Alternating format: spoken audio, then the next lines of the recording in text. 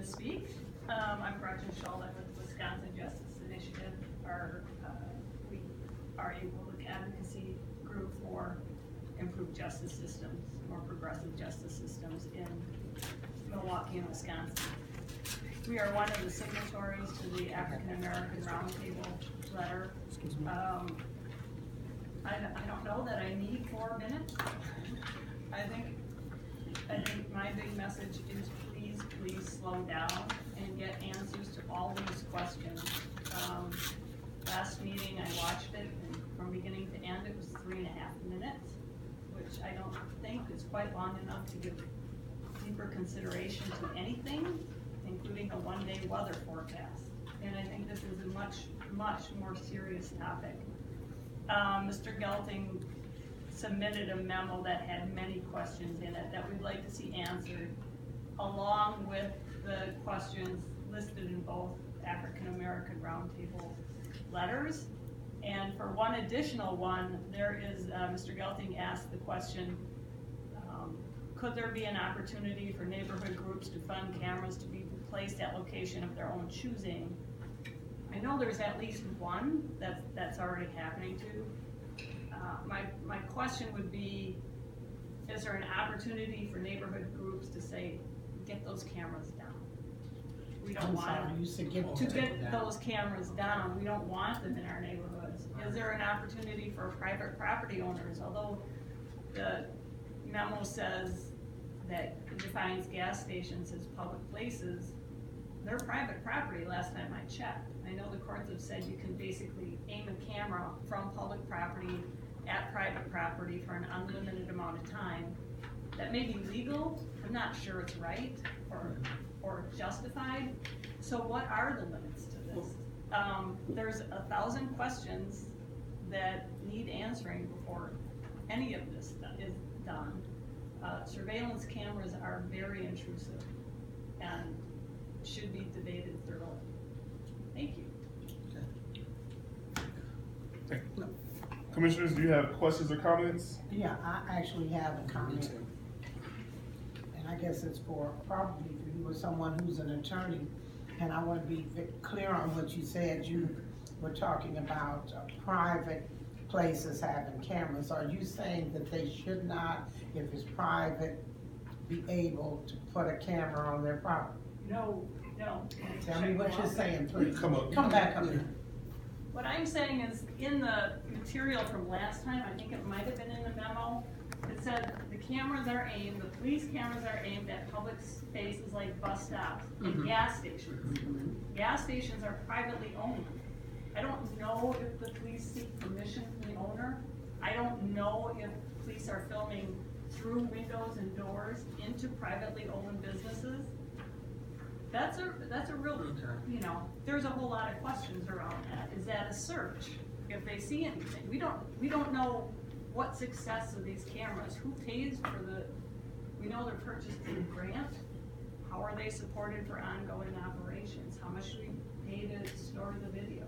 I mean, there's many questions that are just unanswered, but the number of cameras seems to keep growing. So, yeah. And we don't know where they are. I assume they're in high crime areas. Then we get into that whole people being arrested because they're over policed. That's what I was going to say. Or are they being arrested because, it's the unvirtuous cycle. I guess I could see where there would be concerns on both parts. And I'm just trying to think how we can get the input from all people, because I know that people have asked me, why don't you have cameras everywhere? Because, and I don't mean literally everywhere, but in a lot of places, because something happened to me, there was no camera and there was nothing I could do. So I'm trying to help me, and I need people to help me figure out how you can strike a balance between public, private, those who want it and those who don't. Because there are some people who want it in their living room almost. They're so scared. I believe that, but I also think we need to know, what are the police using them for? What kind of arrests are being made? Is it some guy smoking a joint in the street and the police are coming up to arrest them? Or is it a carjacking where someone could get seriously hurt. I think surveillance is, there's always that slippery slope. What's the limit? Where do we point these things? How do we make sure they're not abused? I used to be a reporter, and there was a city camera guy who was focusing on women's body parts. How do we assure that doesn't happen? How do we, and I just haven't seen that. The discussion has been so limited. I really believe it needs a deep dive of the word public input again from the people these things are aimed at. But you also gotta hear from the people who are aiming them. Yes, absolutely. That's why, that's my thing, that I hear you, but also there are other people who are saying, and that came out, that's everything we do, because that was the same thing about chase and no chase.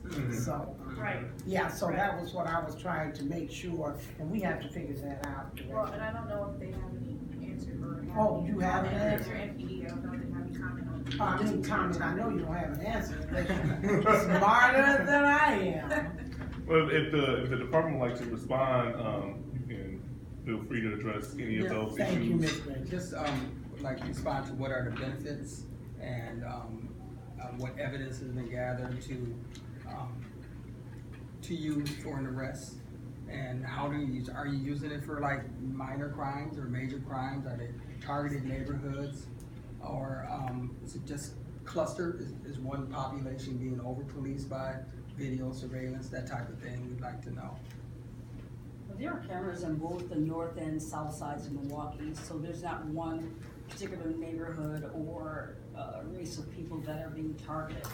And the use of the camera is to actually target crime and specific individuals who may be involved in crime.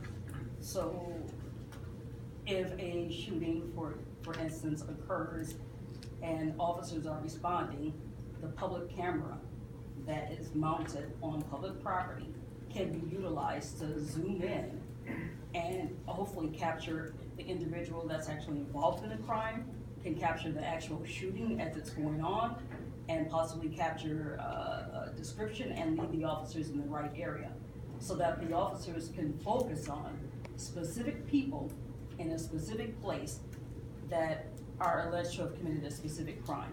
So that allows the officers to target specific people, specific place, and a specific incident that occurred. Because you have other officers who are utilizing cameras and watching those cameras and leading the officers who are underground to the specific area that they need to go and to the specific person that they may be looking for. So that's how the cameras are used. The cameras are not aimed in anyone's living room. That doesn't happen. There are public cameras just about everywhere on state highways that go directly through our city streets. There are public cameras. So these cameras are not unheard of. Right. They're simply utilized in public spaces that the public has a right to be, same as the police department has a right to be, and they're simply used to help the police department address crime. Okay. We have finite resources, and the camera is just another set of eyes that helps law enforcement. So just another tool in the toolbox. That's all it is. Yeah, I knew the answer before I asked you. I needed to be public, and I appreciate your response because you explained it way better than I could. I read it all, so I understood where it was coming from. But as far as the license plate readers, can you explain that?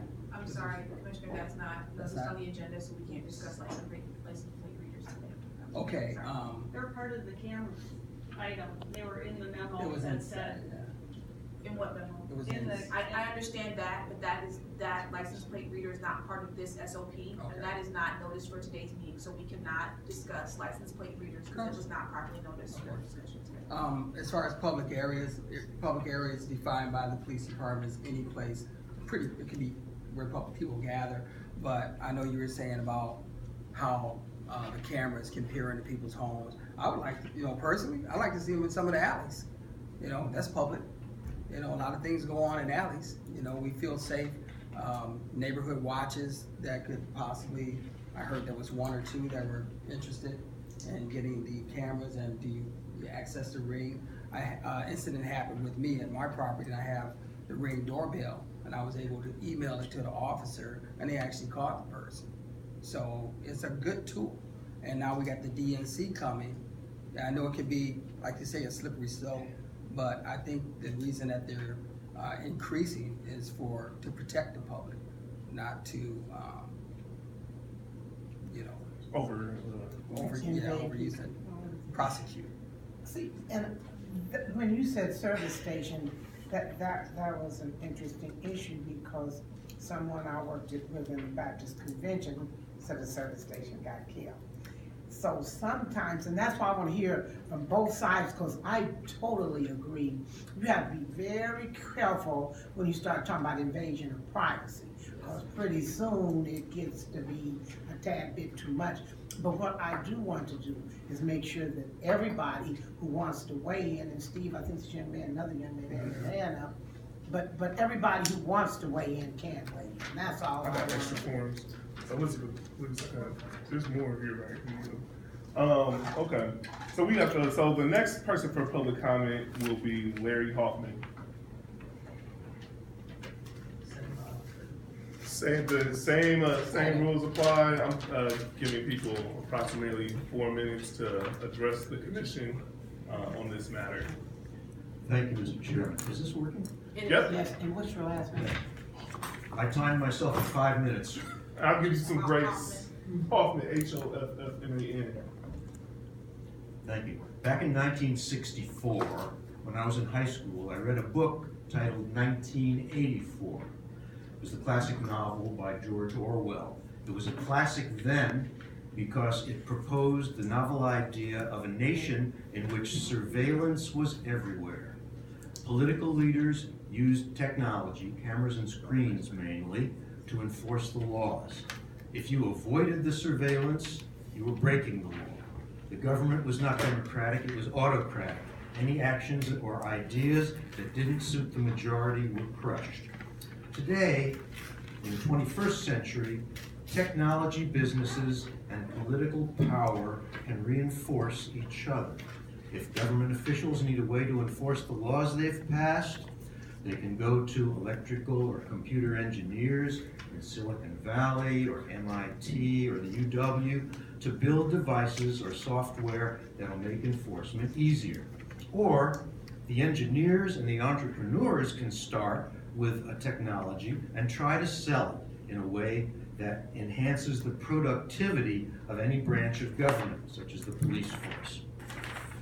In my written testimony that I submitted to the Fire and Police Commission January 24th, I cautioned you not to adopt a new policy expanding poll camera surveillance without first consulting with university-based experts on the potential violations of ethics and of democracy that it might impose. I wrote that threats to ethics and democracy are inherent in surveillance systems that can identify individuals who have not been convicted of a crime. Systems that can electronically follow a person's actions back in time. I've been a PhD researcher myself, and I appreciate the importance of using credible sources. So I asked that you fully document your sources. And since then, have you consulted with experts on the ethical ramifications of increasing your use of electronic surveillance equipment? Have you documented those consultations? And I don't mean consultation with professors in the business department, but with experts in the humanities and social sciences like sociology, psychology, and history. Can you list the ways that other government bodies have stepped over the line and misused surveillance equipment? Does your standard operating procedure document include how to avoid stepping on the rights of citizens, whether they've done something unlawful or not? The nation that was depicted in Orwell's novel was clearly a dystopia. Unfortunately, 1984 is still a classic today because parts of it have come true. In 2019, we live in a world where our privacy is increasingly breached by electronic media and electronic devices. Governments of some other countries have begun to adopt surveillance systems, apparently without adequate safeguards against their gross misuse. So we have to be very careful not to let our freedoms be compromised by technologies that can be turned into political weapons, or by technologies that will create something like the Terminator, that will track down whoever the government or the police or the CIA or the FBI sees as a threat, a virtual Terminator. So, One minute, do Mr. not- Hoffman, you yes, can do one. so, do not be casual about poll cameras by simply calling this a technological upgrade. It appears that the latest technological upgrade to the Boeing 737 may have killed several hundred people. When digital technologies can control our lives, we have to be extremely diligent not to pass laws or procedures that simply allow those technologies to proliferate without including protections against any of the collateral damage they may cause. The standard operating procedure for poll cameras, or more importantly, the laws themselves, should include statements of what shall not be done. And I'll give you 3 examples. No artificial intelligence or machine learning shall be incorporated into this device. Or perhaps this one. This device shall not be networked with other devices here or in other cities without public hearings and a vote on this individual issue by the Common Council. Or cameras will not be aimed at X or Y. I have a couple of articles for you. Both of them describe how municipal governments in the United States have implemented new technologies to assist in tracking down perpetrators, and then they've slid down the slippery slope to violate human rights. You can also find documentaries on public TV and public radio that have dealt with this issue. Thank you for your time. Thank you. You having to, Madam Secretary, is that your appropriate title in this committee? Ms. Moore, he's gonna give you something. I have 3 copies of each of them. That's not enough. Thank you, Mr. Hoffman. Thank you. Commissioners, you have anything you wanna ask? Well, the only thing I'm gonna say is we need a summit, because there's 2 sides, and there are the, and I agree with all of this. You have to figure out how to make it happen. You need, all of your, university people, you even almost need attorneys. There's a whole other set of people, and I'm sure we'll hear of several more that need to be included in this. So, for now, I'll just wait until everybody gets through it. So I was just, I kinda chuckled when you brought up 1984, because we just saw Any Made a State with Will Smith, so, you know. So this is the question that I have, and maybe I have 2 questions. The first part is, I believe, Ms. Howard stated that these cameras are placed on public property and the public. Do you know of any, maybe this is to you or Mr. Desiato, is there any law against that being, like, if people go outside and there's a public camera pointed at the street, is there any law against that kind of surveillance? No, there isn't. There isn't a law that prohibits that. It certainly would be the same thing as officers being outside with their body cameras on. It's in public, and we have no right to privacy in public. And that's my understanding of, and maybe Mr. DeTore, when I let him come up, he'll have something different, but from my understanding of being at Marquette Law School, the law of privacy says if you're in the public, there's no expectation of privacy whatsoever. And from what I understand, that's shrinking. Now, the ACLU is the foremost expert on that, so I will defer to them when I bring Mr. DeTore up. Yeah, because there were other issues that were raised. Oh, yeah, that's part 2. Oh, okay. That's All part right, 2 and of- that's why I said I'm gonna wait till part 2. So that part 1 is that part, but then part 2 is, well, actually, then there's 3 parts. Part 2 is how is the footage going to be used? Is the footage, like, you're not gonna be, is it gonna be used for, when you say crime, is crime defined as felony level crime, or is it misdemeanor level crime? Like, how do you define that term crime for the use of this, use of this footage? Well, it varies. Our focus is mainly on violent crimes with the use of cameras. However, there may be, could be a missing person, a person that is mentally ill or that has some sort of issue that would necessitate law enforcement doing an active search for that individual. They could have passed by any number of public cameras, and we need to utilize those cameras if necessary to help us find that person if they're missing and in imminent danger. It will be our responsibility, and if public cameras are not available, the next logical thing that law enforcement would automatically do is look to see if there are any privately owned cameras anywhere, and we would go to those places, whether it's a residence or a business, and request to view the private cameras if there's something that we need to see. We would make that request. So you're saying it could be used not only for violent crime, but for like maybe amber and silver alerts? Absolutely. Okay. It would be appropriate for us to utilize the cameras for that reason. It's important for us to locate people who are in danger.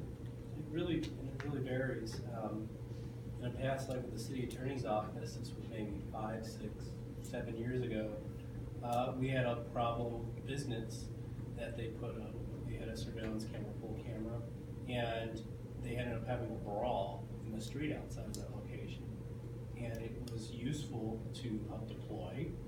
It's also helpful from a licensing perspective.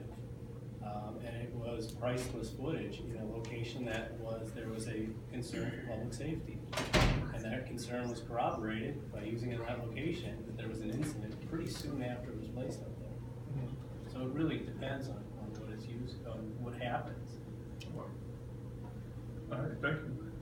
Mr. DeTore, I welcome you to the dive. Thank you. Good evening, everybody. Good evening. My name is Emilio DeTore. I'm Director of Community Engagement for the ACLU of Wisconsin. So I had a script and I've been taking notes, and I feel like I have 20 scripts, so I'll try to keep it short. Philosophically I ask is, just because we can do something, should we do that something? I appreciate the opportunity to provide testimony concerning SOP 255. And I think it is incredibly important for us to understand the need for these cameras, functioning, impact, usage, and effectiveness for what some folks are hoping to deploy in our community prior to its approval and deployment and pending regular evaluations. The increasing secret use of surveillance tech by police forces across the country, especially against communities of color, demonstrators, college students, families, folks of religious minorities, and other unjustly targeted groups, is creating oppressive, stigmatizing environments where communities feel like they're being treated as prospective criminals first and residents second. So we're surveilling you in anticipation that you are going to break the law.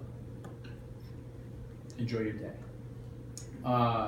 The overuse of surveillance has put many non-white, low-income neighborhoods under a microscope, where the residents' public behavior is monitored and scrutinized 24 hours a day in ways very much like those of totalitarian countries like North Korea and China are. There have been extensive studies already by universities and international agencies showing how, if you're being watched or you think you're being watched 24 hours a day, it has a homogenizing and debilitating effect on you psychologically. People shouldn't have to feel like they are a prisoner in their own neighborhoods. These high surveillance environments facilitate the unjust and disproportionate tracking, arrest, and imprisonment of those community residents.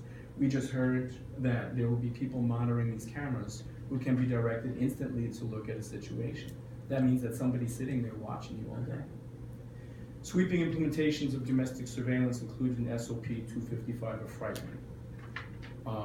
Please don't forget, because we haven't forgotten, that the Milwaukee Police Department used stingrays 579 times without the Common Council's knowledge, without the knowledge of the residents of Milwaukee, or even the warrant issuing judge's knowledge, knowing that they were being used to intercept data from every cell phone within a 1.5 mile radius of the stingray each time they used it. So imagine how many cell phones are 1.5 miles from here.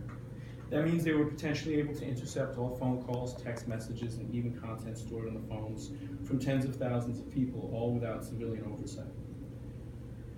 And many MPD officers knew these practices were going on, but of course they had signed contracts and agreement with outside vendors and the federal government, which we will be doing with these cameras if we are signing into something that's actually giving us the money to purchase them, which allowed them or directed them to not share this information, so they couldn't if they wanted to.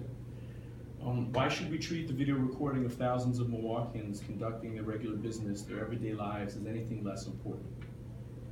That this information will be going to fusion centers is also scary. Fusion centers are notorious for blurring lines of information sharing and storage. It's really kind of what they were designed for. And although the Milwaukee Police Department may delete the records after 120 days, who's to say that the many federal agencies who have access to this don't already have copies duplicated by then? Obviously, or I'm using obviously too much, but perhaps all of you also recognize that facial recognition software is very inexpensive. These will probably be much higher quality cameras than the blurry black and white ones the DOT has lining our highways. These will probably be high resolution. They can be encrypted or not. And we should not be surprised if this is the case with the surveillance camera system, particularly since this SOP change was partially instigated by the input of the Federal Homeland Security Department. China, North Korea, and England are the only nations more heavily surveilled than we are right now, and the implications are staggering. I invite you all to read an article from The Economist that was in October, which talks about how the Chinese government has a rating system for citizens now based on what their cameras and facial recognition use. So your social interactions, whether or not you have arguments, pertains to your travel, your credit score, it's all linked into the same thing. By being proactive and enshrining intelligent procedures and policies, we can create safe and equitable practices. We shouldn't race to approve a new toy hastily, even though we can all think of examples where this might be useful. It's not historically what happens. How we store the data, how long it's stored, who has access to it, whether or not these videos will be shared with ICE and other federal government agencies, how it can be accessed, upon whom it's used, what's its measurable impact, why do we need this now and not different methods to diminish crime, who approves these contracts with vendors, who overlooks these contracts with vendors, including usage and ownership and disclosure. Do the private vendors also have access to this data in the ways that some private vendors have access to the data that Cellbrite, that say police forces like Madison use to duplicate cell phones, have access? That's a military contractor from Israel. How useful and cost effective is this? These are all incredibly important questions, as are the questions we heard from these other folks. And they're not currently answered, and I think that the people in Milwaukee have a right to know this. The idea of the Milwaukee Police Department using license plate readers to track and record your cars, stingrays to record your cell phone usage and texts, and now many digital cameras to record your movements, and then aggregating and sharing them all with a variety of federal governments and departments in one of our 2 Wisconsin fusion centers. All of this without civilian oversight is stifling and restrictive and not the direction we should be taking. Thank you. I'm happy to answer any questions. Are there any questions or comments in response to Mr. DeTore's testimony, Commissioners? Yeah. Tell me about this civilian oversight, because pretty soon we're gonna oversight the oversight. No, and I'm not trying to be, because everything needs somebody to watch it. It does. And so how do we facilitate that while ensuring that people are safe? Because I'm gonna tell you something, these no good cell phones track you everywhere you go anywhere. We all ought to blow them up and throw them away, but none of us will, not we either, by the way. But we need to figure out how to strike a balance, because between writing and talking, we've received almost 100 questions. Mm-hmm. So how do we facilitate them, but when there are people and children and others out here who just want to be safe, and they don't understand that? Help me So tell us how we can do that. I'm really glad you've asked that question, Commissioner Wilson. I've been working with the Common Council here and the Common Council in Madison, and there is a really good model legislation for what civilian oversight for all technology purchases could look like. These are growing pains that we're having as a planet, not just here in Milwaukee. The prevalence of technology, the advancements of technology. I mean, we're being recorded by a cell phone as we speak, in addition to other cameras. There's probably kids playing iPads nearby. Just because you don't like it doesn't mean it's gonna go away. So creating civilian oversight using some of the resources we have, like professors from the university system, like individuals who care enough to and have the capabilities to measure impact, that are going to ask the hard questions of what constitutes public or private responsibility or rights, who can ask the questions and have the time to research whether or not, you know, if the Milwaukee Police Department is living up to their obligations of deleting files after 120 days, is another federal agency making unauthorized duplicates of these things? Is it being used disproportionately on targeted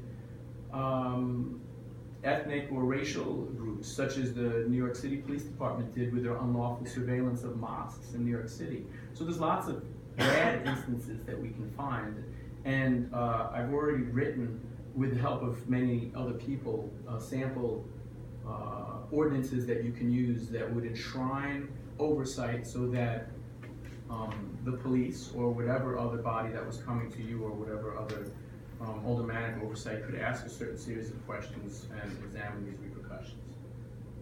You're right, it's super important and it's difficult, but it's our obligation to think of these things and make sure that we're setting a good practice in place.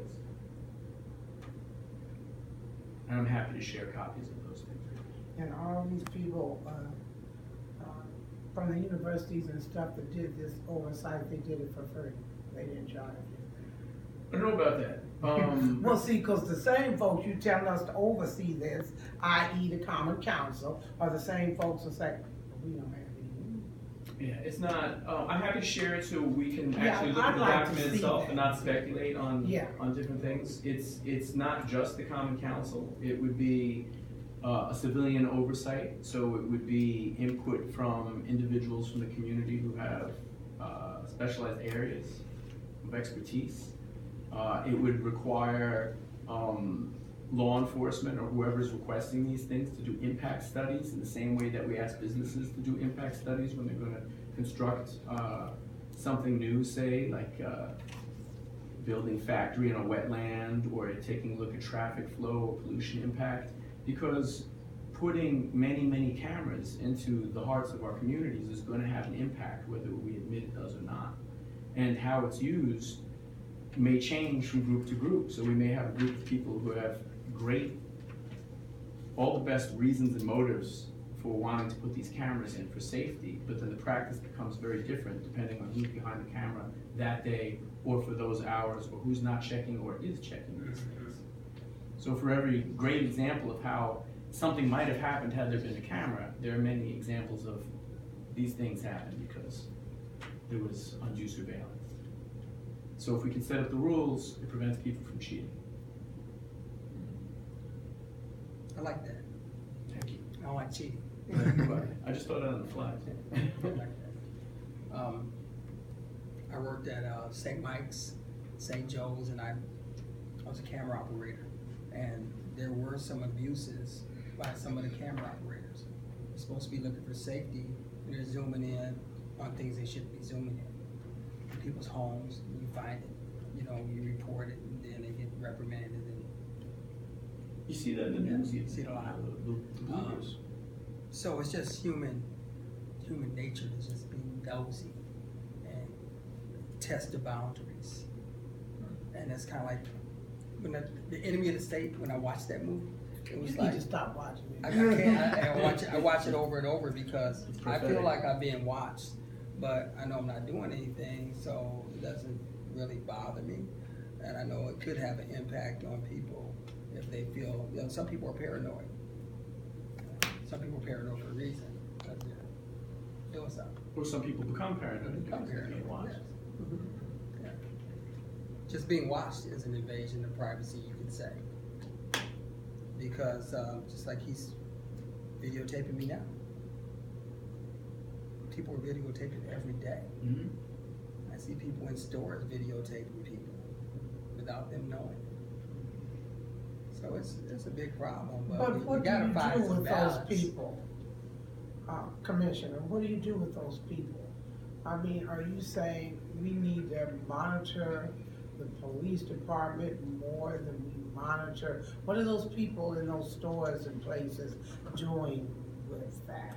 What are people who have cameras in their house? See, the thing gets to be, who do you monitor, who do you don't? Who do you ask and who do you don't? He's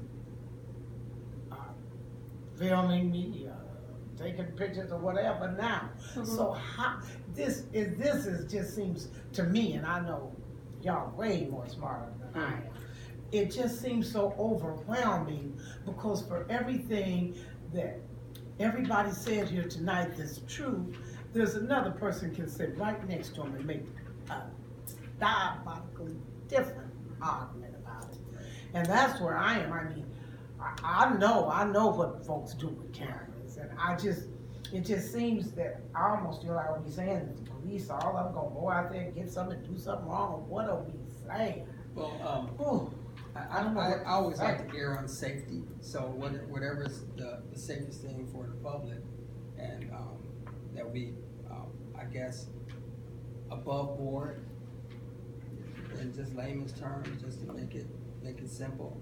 It has to be above board, and everybody has to know what's on the table and the rules. You know, it's got to be a little more transparency, I would think. I understand that having the poll cameras in certain areas, you just can't, if they're trying to surveil people who are or areas of high crime.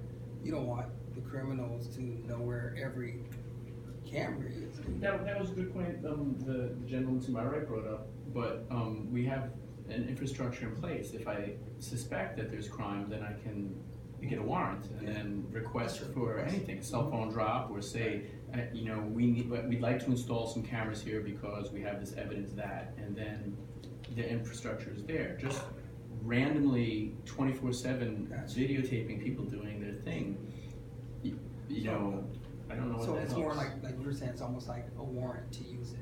Yes. That would be better than In the same way you would constant. ask to tap a cell phone or get internet records. There's a difference between private folks videotaping in an area where there's no expectation of privacy and cameras run by our government 24/7 where this information may be shared all over the place and who knows where or how. There are laws in place for if, for example, someone were to videotape under the skirt of a child or somebody, that's a crime.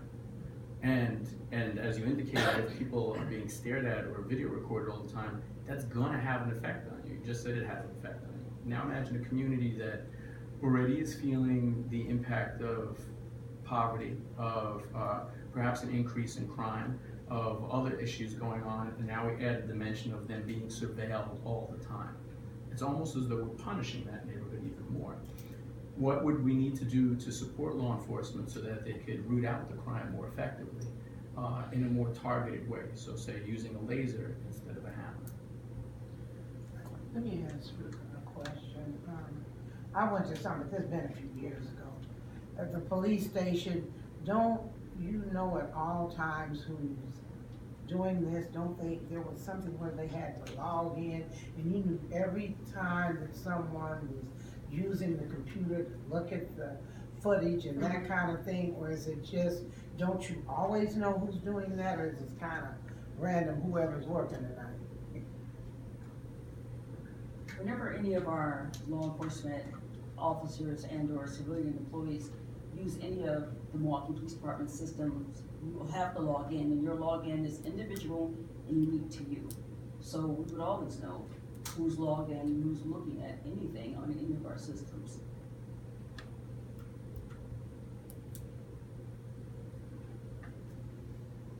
Any other questions or comments?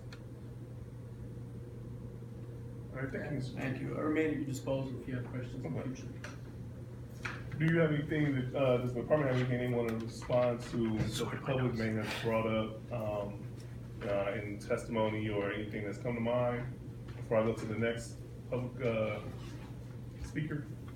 Okay. All right, the next individual is Brother Rice Bay from the Moorish Science Temples of America. Good day, people. Good day, good day. Well. I'm just coming as a citizen, right? And I feel totally violated. Like, how many cameras are y'all installing? are they already installed? Because we know usually, you throw the smoke up, and next thing you know, voila, it's magic. And by me actually being also, actually the Amani United president, I'm speaking for a lot of people right now. And I'm speaking from both sides of the table. I once was, we say undesirable. Now I'm a law-abiding citizen. Why do I feel more violated now than I did beforehand, right? So I see beforehand why you would put them, but that also puts a neighborhood back against the wall even more. Things are getting tighter and tighter. And I am looking at some people who are, let me just use in the words of the prophet. I do hereby believe that the administration that I'm looking at of government being more wisely prepared by more genius citizens that believe in the free national standards of the Constitution. What's the difference between lawful and legal? It's legal, you can do this legally, but lawfully you can violate me and the people who trust in this Constitution. So what are we supposed to do about that? What am I supposed to do about that? Because I am a citizen, correct? I'm gonna ask another question, since I'm dealing with some people who are duly prepared. What is the nationality of the people who sit at the table I'm talking to? May I ask you, your nationality? Well, they can't respond back to Can't you. respond, well, I'm gonna ask you. Oh, I'm African American. You? You? Black. You? Black, sorry. And you, ma'am? Mexican. Basically, everybody just answered out of the constitutional fold of government. Because those names are not under the those are not respected under the Constitution. Because where is black land? Where is Africa America? Well, yeah, everybody's from Africa. Right, but that's what I'm saying. So we gotta understand, but everybody has a nationality, the nation they belong to. Well, Hold on. All right, you know what I'm saying? I'm trying to figure this out because I knew for years how I wasn't, my rights were being kind of converted because I didn't know them. Because I thought I was a citizen. You can't be a citizen without a true identity in the town, in the country that you are representing. So no, I didn't have a voice amongst the government or the nations which I live. So that's why my people are being violated with unjust laws. But it's time for us to enforce the Constitution. That's what you people are here for, to enforce it. But you really can't enforce it if you have no nationality. I need y'all to kind of understand that. So right now I'm bringing a few things that may be new, but this town needs to understand that we're all being violated because we are actually promoting our own destruction and we supporting it. Because this is going to actually tear a town totally up. Who benefits, who loses? My people lose again. They lose again, and they lose again, and they lose again. Where do they win at? Y'all supposed to guide them somewhere. They already feel boxed in. I'm right there with them. They're boxed in. They're ready to blow at any given second. Is this going to help or is this going to hurt? That's what we have to look at. We want to crunch a lot of numbers, but people are not numbers. People are not numbers. They're not statistics. That's that. Thank you. Do you have any questions? Anybody got any questions? all right, comment. Comment, go ahead. Well, you do have a say. And right now you have a say. And your vote is your franchise. You know, being a citizen, you know, you exercise your franchise. Vote, you know, in the United States anyway. But as far as like people, you know, it's just, I kind of explain it too when I go speak to high schoolers and children about race and whatnot. I just let them know, hey, look, you can't put a BMW part on the ship. But with humans, they're transferable. We're all one. It's a human race. And we have to do what's best for the race, and that's what you're saying. Yeah, let's do what's best for the people because we losing, ain't we? It's like things are getting kind of far out of hand. So without the proper things to put us back, how are we gonna get back? Without truth. Most of us don't have the courage enough for it. Most of us hide it. You know, some take an oath to hide it. Well, I took a covenant to tell you. You know? And we have to understand what is really going on. When you label yourself and you don't label yourself properly, you are the constitutional foe of the government, so therefore you have no rights. My people have been violated for a very long time because they are practicing principles that delude the slave. They don't know whether they Negro, black, color, or African American, am I correct? Which one I mentioned? True. Those names were given to slaves by slaveholders in 1779 and lasted 1865. But there's a new era in time now. All men now must have a free national name to be respected by the government in which they live and the nations of the earth. But with that, my piece is on the record. I just have a, when you said who's gonna help, who's gonna hurt, when I referred to everything you said, there'll be somebody sitting next to you to say just the opposite. So, and I'm trying to figure out how do we control the world, because if you can figure that out, I can stop a whole lot of stuff that's going on. We ain't gonna talk about that tonight, because this is about the SOP. Let's Talk to get you this later about SOP. that. This SOP, the question that you raised, who's this gonna help, who's it gonna hurt? And everybody has to answer that question. There's a group that says it hurts, but I guarantee you, there's a group of 50 that say it helps, and you get another group of 50 that say it hurt. And therein lies your problem. Well, that means it evens itself out, and that means it should be no. We should govern each other. You should be my eye in the sky. See, if we get back to loving each other, we govern. Hey, let's talk now, neighborhood. brother. But until we get to then, that point, what do we do? Until And then, that's the question of it the don't. SOP. Yeah, I can dig. That's the question of the SOP. What are we gonna do Until until then, we we get need to that? artificial intelligence to govern us. Until then, think about it, we need artificial intelligence. Think about it, artificial. What was the real intelligence? Let's get back to the real intelligence. Go back to us. What was the real intelligence?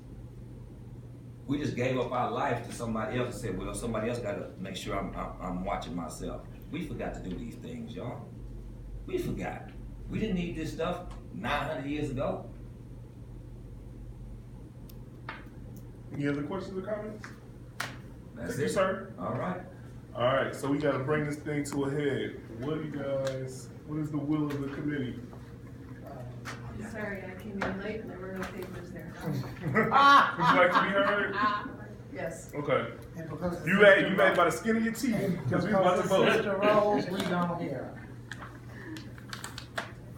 Yes, I was having trouble finding parking out there. I just wanna, I don't know if I mentioned this before, but my older sister used to, well, she lived in Alaska, and she has a condo in Arizona in Scottsdale. They installed the pole lights in Scottsdale. It made her a terrible driver because she was so afraid every time she came to a stoplight or a green light or a yellow light, the camera was gonna pick her up. And so I think we have to be really careful that we're targeting the people we want to target, and not just the everyday drivers who are now going to become worse drivers because they're afraid they're going to get picked up. I think I mentioned at one point about the license plate readers, and I don't remember what the answer was, but it wasn't really helpful. So are we still using license plate readers, and whose license plates are getting read, and how are those readings being used? Thank you. Great. All right, commissioners. I move to hold. There are a lot of questions that need to be answered and researched a little more deeper, and the public needs another opportunity to speak. That's my motion. Is there a new second, Commissioner Wilson? Yeah, I'll second it, but I wanna know, cause what is my question? There's so many, we need the whole list till the year after next. I mean, no, and I'm not trying to be, this is a lot of stuff, y'all. I guess I would ask, what is the impact it's going to have on the police department for holding it for a couple months or for however long it's gonna take to get this ironed out? Does it mean that we'll never catch another criminal? I mean, what does it mean? I think it'd be really minimal. This is creating a new SOP. Oh, good. It's already one in place. So. Then my suggestion will be, if people are willing to give us time and give the police time to go through all this and get all the answers, and that's not gonna happen in the next day or two. Yeah.